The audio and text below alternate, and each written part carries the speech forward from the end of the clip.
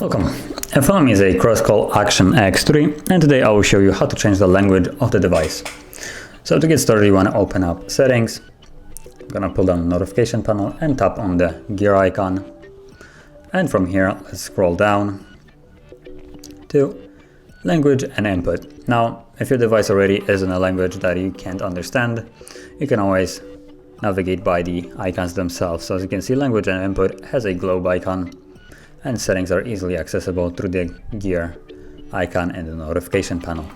So let's go into Language and Input, and then language is always on top, no matter what's the language.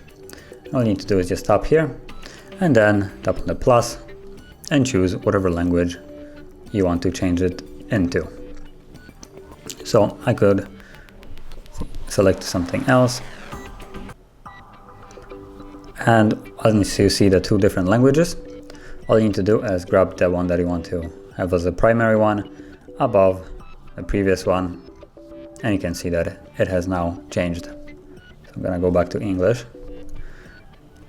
Okay, and yeah, that is basically how you would change the language.